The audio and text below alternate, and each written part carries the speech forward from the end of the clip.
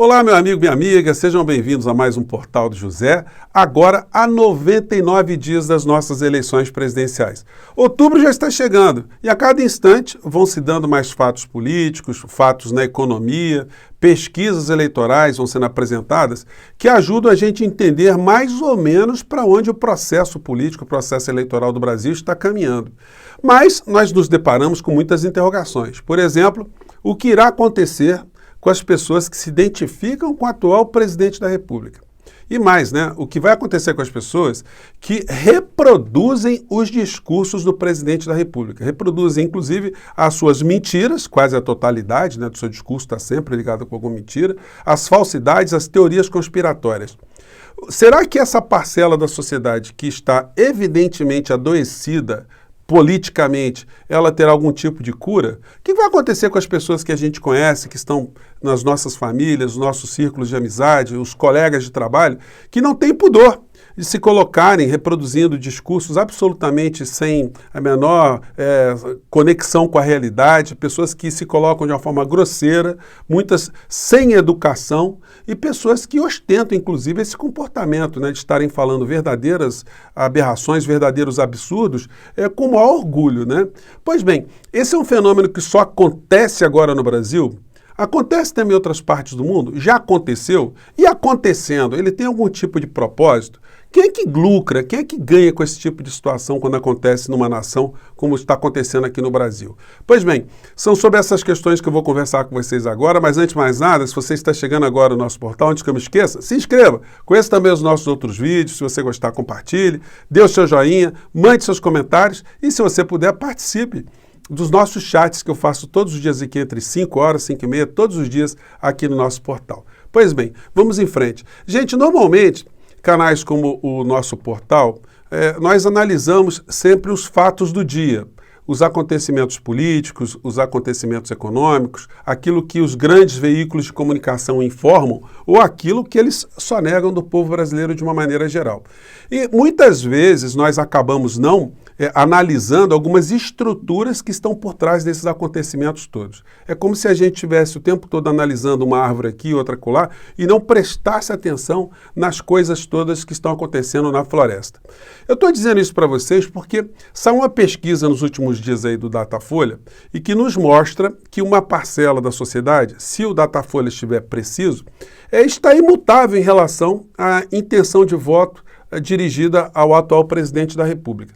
Diante de tantas coisas absurdas que a gente vê, a gente fica pensando, meu Deus, se essa parcela da sociedade conseguir o apoio de uma outra parte da sociedade, nós estaremos aqui num país que será verdadeiramente um hospício. Vai ser muito difícil a gente ter algum tipo de convivência harmônica aqui com esse tipo de loucura dominando por todos os cantos, Então, isso me motivou a conversar com vocês aqui e buscar aqui algumas explicações e algumas linhas para onde é que o Brasil pode ir e o que nós podemos fazer no final da história para entender, para confrontarmos, nos confrontarmos com esse tipo de situação.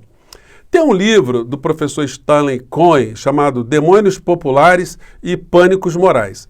Ele fala, pela primeira vez, nessa história de uma ideologia ou de uma situação que é colocada que gera um pânico na sociedade. Mas não um pânico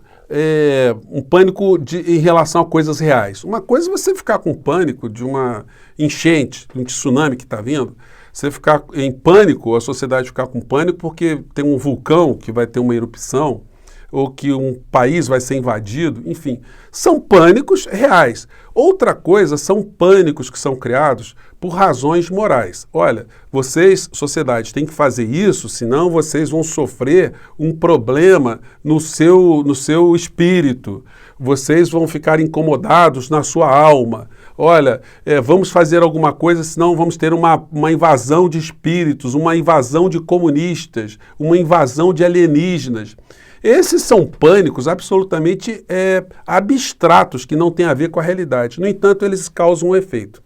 Em muitas sociedades, desde sempre, governantes, estruturas de poder, de uma maneira geral, estruturas econômicas, estruturas militares, fizeram uso desse pânico moral para conduzirem a sociedade para um lado ou conduzirem a sociedade para outro lado. Evidentemente, sempre houve interesse econômico, interesse financeiro, interesse estratégico, militar, algum tipo de dominação que estava ocultando esse tipo de introdução de sentimento nessa sociedade. E isso é uma coisa que acontece em qualquer canto do mundo, porque por mais que você diga uma estupidez muito grande, por mais que você invente uma teoria conspiratória, se você for convincente, você vai conseguir sempre pegar uma parcela da sociedade que vai acreditar nas suas mentiras, nas coisas que você está falando. Aqui no Brasil, qual é o exemplo mais prático que nós temos dessa história? O atual presidente da República. O atual presidente da República, desde sempre, ele descobriu que por mais insanidades que ele fale, ele vai encontrar pessoas que se identificam com ele. Isso para ele sempre bastou, porque tendo uma faixa da sociedade que sempre acreditou naquilo que ele sempre disse, ele sempre conseguiu se eleger, ele sempre conseguiu se locupletar dentro desse nicho. O que ele nunca imaginou é que ele pudesse ampliar para outros cantos da sociedade esse tipo de metodologia aplicando uma espécie de pânico moral. Que pânico moral? Bom, ele utiliza alguns pânicos, né? Primeiro, ele diz que defende sempre o Brasil contra o comunismo.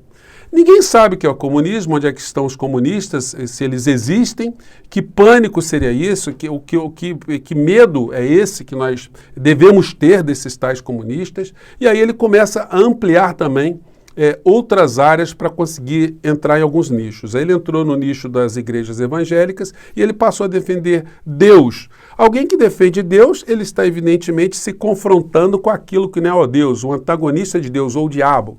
Ele está do lado de Deus, logo, se as pessoas ficarem do lado dele, estarão do mesmo lado. Ele defende a família, pelo menos no discurso. Ele defende as crianças. As crianças são utilizadas aí como o fator mais eficaz nessa teoria do pânico moral, porque quem não quer defender crianças? Quando você se coloca nessa condição e você diz que existem forças que estão ameaçando as crianças, você cria uma espécie de pânico moral. Evidentemente, o ganho político é instantâneo em relação a essas pessoas. E aqui no Brasil, esse tipo de pânico moral, ele está, infelizmente, associado a pautas econômicas, porque os grupos de interesse, os grupos que dominam a estrutura de poder aqui no nosso país, as estruturas midiáticas, elas estão se divertindo com esse tipo de situação que acontece no Brasil. Aqui eu sempre adverti, sempre falei com vocês que esses grupos bolsonaristas que estão nas redes, eles sempre fomentaram, eles sempre amplificaram essa história do pânico moral, do medo de coisas que não estão absolutamente perceptíveis, que são palpáveis para todos nós. E isso funcionou bem. Porque na medida, funcionou bem para eles e para o sistema, porque a gente ficou esses anos todos de governo Bolsonaro discutindo situações abstratas, situações que não são reais, enquanto o povo brasileiro concretamente foi assaltado todos os dias. Gente, fazendo uma pesquisa sobre o pânico moral, eu me deparei aqui com uma entrevista que o Bolsonaro deu em 2014, gente, para o ator, escritor britânico chamado Stephen Fry. Gente, é um negócio, impressionante, porque ele viajou, o autor, escritor, viajou por vários países do mundo, estudando relacionamento social, questão do preconceito, e aí indicaram para ele o Bolsonaro para dar uma entrevista para ele. Eu vou colocar esse trechinho aqui para vocês, vou colocar o vídeo todo na descrição. Tem uma legenda aqui que eu vou reproduzir para vocês, porque ela está muito pequena, né? E tem muitas pessoas que não enxergam na tela do celular, enfim, então eu vou colocar aqui. Então ele estava entrevistando o Bolsonaro e só para antecipar para vocês, né, ele ficou horrorizado. Mas eu nunca vi isso que eu vou mostrar para vocês em nenhum tipo de material que abordou o Bolsonaro antes de ele se eleger presidente da República. Acompanhem essa história aqui e depois vocês mandem os comentários para mim, tá bom? Vamos lá. Ele está falando aqui, ele está questionando o Bolsonaro, perguntando sobre questões de homofobia aqui no Brasil. Aí o Bolsonaro diz o seguinte: tua cultura é diferente da nossa. Agora, nós não estamos preparados ainda no Brasil, porque nem um pai, nem você, nem eu, tem orgulho de ter um filho gay. Orgulho, prazer. Vocês escutaram bem, né? Foi isso mesmo, né? Ninguém tem orgulho, né, de ter um filho gay. Fazer festa? Porque apareceu um filho gay? If the child is happy. You see, Aí ele está dizendo, né? Se a criança for feliz, The only reason they may be unhappy. A única razão pela qual ela não seria feliz é porque é uma sociedade homofóbica que vai castigá-la. Because they know there's homophobia in society, and therefore their child may be bullied. But if the world is not homophobic, then why should a parent worry? Ele fala, se o mundo não fosse homofóbico, por que deveria me preocupar? Você tem que ter um norte na tua vida, que quer que os heterossexuais continuem gerando crianças, para que essas crianças se transformem em gays e lésbicas, para satisfazê-los sexualmente no futuro. Então, Gente, você viu uma coisa mais doente do que essa, como uma pessoa pode falar, e que o Bolsonaro disse, que os gays querem que as pessoas continuem heterossexuais somente por uma razão, para produzirem mais pessoas para serem objeto dos seus desejos na cabeça do Bolsonaro, dos seus desvios sexuais. Gente, dá para acreditar num negócio desse? Vamos lá. Esse é um exemplo da sociedade brasileira que está sendo plantado aqui agora por esses grupos que eu chamo de fundamentalistas homossexuais. I've never ever wanted. Ele diz, né, eu nunca quis que alguém que não é homossexual se tornasse gay. Essa ideia é absurda. Anybody to be gay who is not gay. Ever. I think it's the most absurd idea. I also happen to be English. I don't want people to be Eu também não quero que alguém se torne inglês só porque eu sou inglês. English. Phobos is the Greek for fear. Ele fala, phobos em grego quer dizer medo, né? Homofobia é o medo de homossexuais. Eu me pergunto por que as pessoas deveriam ter medo. Is fear of gay people.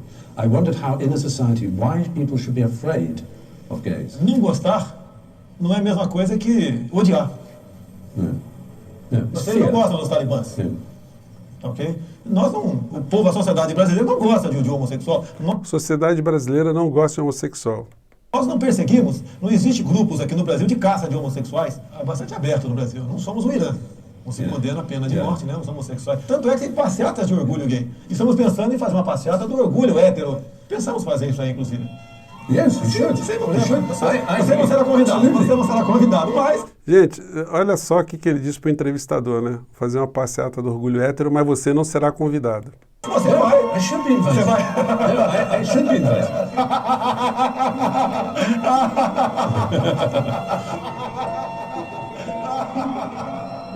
E aí o escritor fica impressionado com aquilo que ele acabou de ver. Vamos ver o comentário dele aqui. That must rank. Aí ele fala, essa foi uma das conversas mais estranhas e deprimentes que eu já tive. It's the strangest and most chilling encounters I've ever experienced. Bolsonaro is typical Bolsonaro é o tipo homofóbico que eu encontrei em todas as partes do mundo. of homophobes I've met all over the world, with their mantra that gays Com a are mesma ideia que os gays vieram para dominar o mundo, recrutando crianças e abusando delas, né? É o pânico moral. out to take over society, recruit children or abuse them.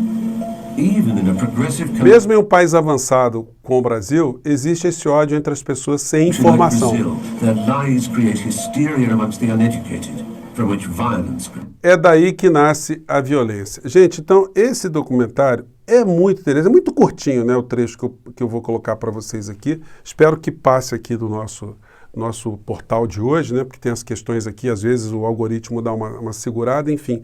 Mas esse trecho aqui ele é muito explicativo de como é que uma figura como o presidente atual, ele foi escondido.